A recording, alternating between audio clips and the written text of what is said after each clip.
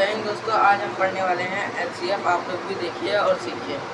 देखिए एचसीएफ में क्या होता है, हाईएस्ट कॉमन फैक्टर होता है। एचसीएफ का फुल फॉर्म वो आप लोगों को ही पता होगा। जैसे हम 26 लिए, 26 2 के टेबल से कटेगा। 26